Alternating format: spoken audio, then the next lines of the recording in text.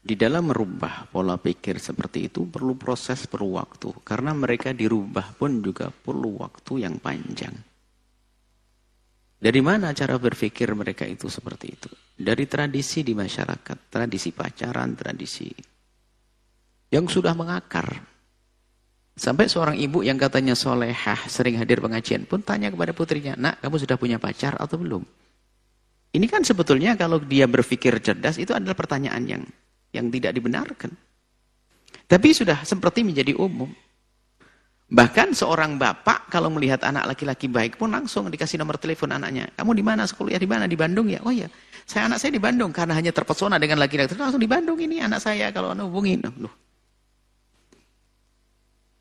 Ya karena kan masalah pendidikan akhlaknya kurang. Dan kurang dengar, kurang dekat dengan baginda Nabi. Kalau Nabi mengajarkan, tujuannya apa sih? Tadi masanya untuk saling tahu, anggap saja bahasa pacaran. Tujuannya akan pengen tahu.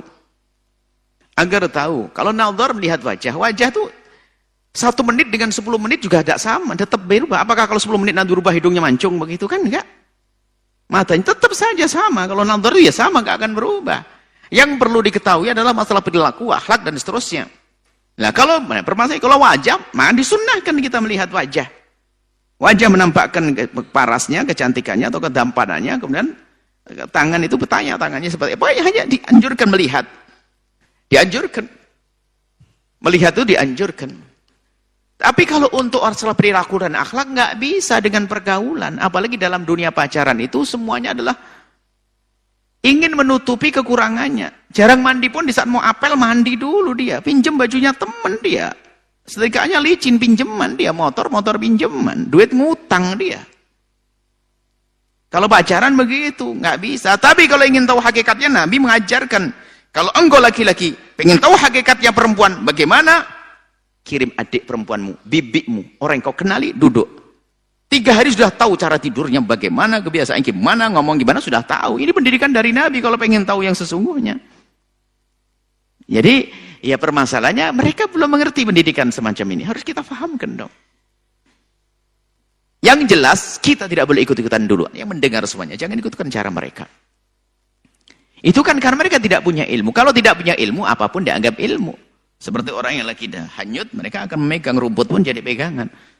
Apalagi ustadznya setiap hari nonton adalah Ustadz As-Sinetron. Nah ini kacau tambahan.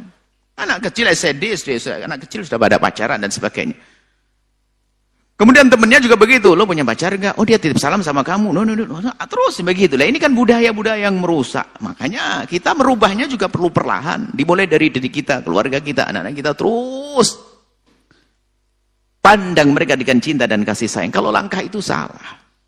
Mungkin ada berkata, tapi dengan cara syar'i pun ada yang bercerai. Lalu yang pacaran nggak ada yang cerai. Kadang-kadang ini kambing hitam. Kadang-kadang kesalahan dinisbatkan kepada yang baik-baik. Yang pacaran pun ternyata 2 hari berantem. Waktu pacaran asik, 5 tahun pacaran. Menikah seminggu cerai, ada kok. Ada lagi orang mengatakan, kalau kamu kuper itu nggak dapat pasangan nanti. Perempuan kok di kamar, di rumah, nggak dapat suami. Itu ada yang perempuan hidupnya keluar siang malam, nggak nikah-nikah sampai tua juga ada kok. Ini kenapa kok kebaikan selalu jadi kambing hitam ini? Akhlak Nabi, akhlak diajarkan Nabi. Coba ada enggak perempuan yang biasa keluar bergaul sana sini nggak menikah sampai tua, ada atau tidak? Ada juga. Karena memang itu masalah nasib jodoh dari Allah. Oh, kenalannya laki-laki banyak, nggak nikah-nikah juga ada kok. Laki-laki kenalnya perempuan banyak, nggak nikah juga ada kok.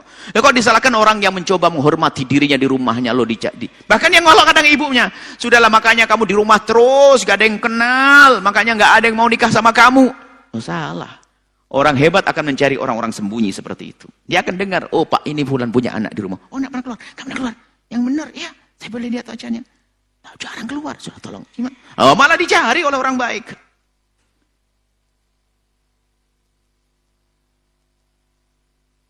Ya kan burung gagak dulu sama burung gagak. Nggak, burung gagak sama burung merpati jarang nggak akur. Ikan lele sama ikan lele, ya kan begitu grupnya. Yang biasa nggak bener ya biasanya ya akrabnya dengan yang nggak bener kan begitu. Maksudnya apa? Bagus ini pertanyaannya. Bahwasanya kita nggak boleh ikutkan, kita harus merubah. Dan pendidikan dari Nabi sudah sangat istimewa. Bahkan untuk mengetahui kadang-kadang tidak perlu. Karena apa? Sudah tahu. Misalnya, ada orang tua yang bijak dia, soleh, ngerti, lalu mengatakan, nak, ada laki-laki baik. Dari mana abah tahu? Saya kenal dia sudah lama. Oh iya, anak tinggal percaya ngabahnya kok. Nah, ini kan mudah. Kenapa? Nggak perlu lagi, bah saya pengen kenalan dulu. Oh enggak, kamu nggak bakal dibohongi perempuan. Kalau abah kan bisa manggil dia, kumpul dia, misalnya ketemu dia, kan begitu. Seperti itu. Jadi ada cara baginda Nabi SAW diajarkan kepada umatnya untuk kemuliaan ini. Nah, kemudian juga bukan masalah syar'inya, menjauhkan dari syar'i atau jauh dari syariat itu bukan saja di marhalah ini, marhalah pernikahannya. Pernikahannya resepsinya nggak kurang-kurang. Alasannya alasan kuno, tapi diperbaharui lagi. Apa itu? Nikahkan cuma sekali, sudahlah, nggak apa-apa. Dari mana nanti nikah cuman sekali gak apa-apa ya, nyerempet yang haram, ada yang joget pakai baju setengah badan ya, nanti tobat setelah itu udah enak saja. Anda begitu. Nah sebabnya kadang-kadang apa? Kita ingin punya prinsip, besan tidak punya prinsip, kalah. Belum apa-apa kok nikah kok kalah. Harus saya nikahkan anak laki-laki saya harus ada prinsip. Semuanya resepsinya dengan cara yang syar'i. Kalau tidak usah besanan dengan saya. Gitu dong. Berani enggak? Saya punya anak perempuan juga sama. Tapi enggak, pasti ketidakberanian dalam menegakkan syariat yang indah ini karena apa? Tamak pada urusan dunia. Pasti lihat saja. Aduh nanti nggak mau sama batalin. Kalau dibatalin, aduh dia kaya, dia punya jabatan. Pasti dunia. Kalau karena akhirat nggak akan. Jadi kalau ada sebuah keluarga untuk menegakkan syariat dalam resepsi pernikahan kok nggak berani, pasti tamak dunia. Lihat saja. Karena tamak dunia mungkin karena dia orang kaya. Mungkin dia ganteng, mungkin dia ini, mungkin urusan dunia. Makanya hati-hati. Makanya kita harus punya prinsip, tidak. Ingin menikahkan putramu dengan putriku, ayo kita dengan Allah. Resepsi pernikahannya yang islami. Kalau ada hiburan yang syar'i, seterusnya begitu. Ini bisa. Kita harus buat perubahan di sini. Ini tugas bersama. Paling tidak ibda binafsik, kita mulai dari diri kita sendiri. Kemudian dalam dunia pacaran yang banyak adalah korban kebohongan. Kemudian akan meninggalkan kesan yang panjang yang merusak di dalam rumah tangganya. Karena cintanya bersamanya, rupanya hidupnya dengan yang lainnya. Sepanjang hidupnya akan terganggu. Alangkah banyaknya kebodohan orang hidupnya sudah dengan suami yang baik, suami yang secara zahir soleh, ganteng, baik, dengan rezeki yang cukup. Ternyata gara-gara reuni di umur ke-60, dia menoleh kepada teman lamanya, sama-sama kakek dan nenek 60 tahun. Ini ada. Karena apa? Yaitu karena sudah tumbuh cinta yang salah waktu itu.